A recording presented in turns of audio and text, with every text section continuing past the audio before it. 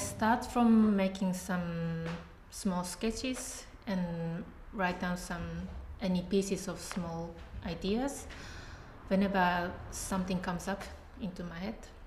Sometimes, or very often, it takes a long time before all the small pieces are shaped into something concrete, more concrete images. By the day before the shooting, I make a planning, again by writing down some words and by sketches. This is basically a very simple ideas, such as what the model has to put on, the pose or positioning of the model, and the camera angle, or what should be visible in the frame, and so on. I mean that when I start photographing, there are always some positive surprising or also some difficulties. For example, some pose or some movement the model takes by accident can be very nice, and I would ask her to stop and stay how it is, and I will photograph. Also, it's possible that the image I had in my head doesn't exactly correspond to the reality in front of my camera. Then I don't panic and start looking for some alternatives. So I would say 80% of what happens is planned beforehand, and but I still have 20% of the space that I can be flexible.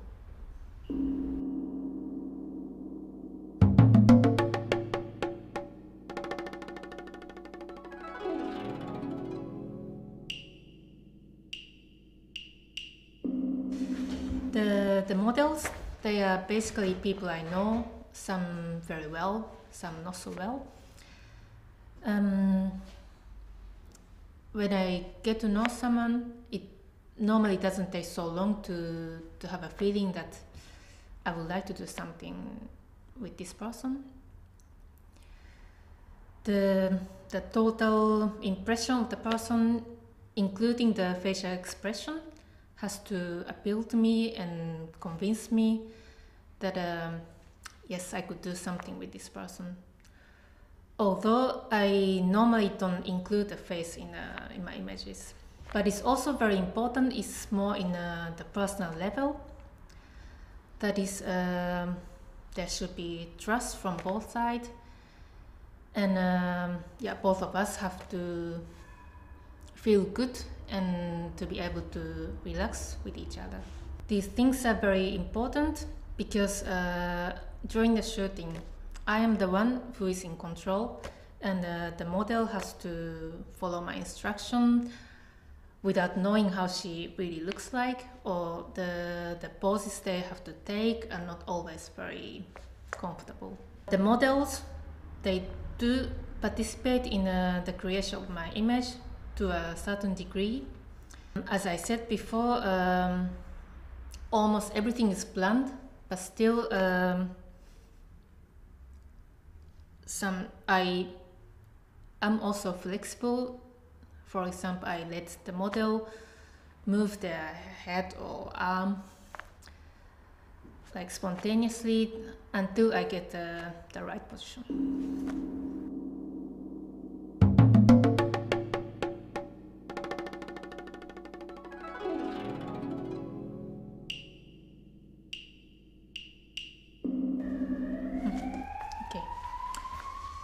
I choose the places that are rather neutral and not too concrete, so that the image created there stay somehow mysterious.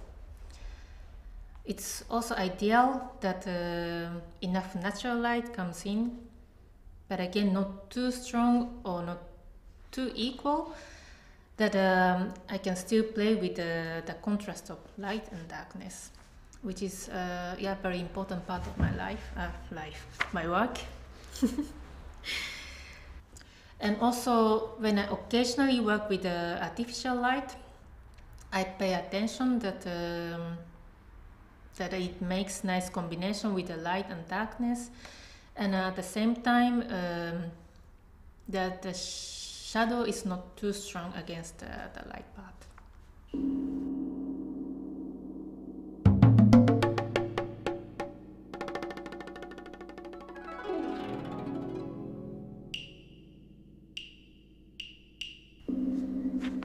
The link between my photographs and dance or theater is seen especially in the certain poses the models take that are very often unnatural.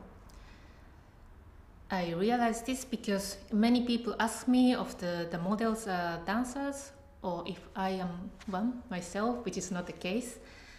But I simply have a great interest in the shape of body and its movement and detail.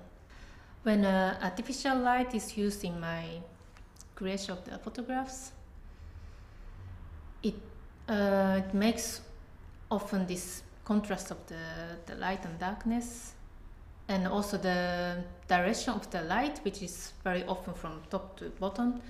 That makes my work very often theatrical in that way. But at the same time, talking about films, I create images that evoke what takes place out of the frame, but that is not visible in the frame. And next to this element of space, my work also has the feeling of time. That is what was going on before this captured moment, and also what is going to happen after this moment. When you watch a film, you are constantly aware of this space area out of the screen, and the image you are watching right now keeps becoming a past and is constantly replaced by new ones. In this sense, I see a connection between films and my work, although of course there's difference between movement and still image.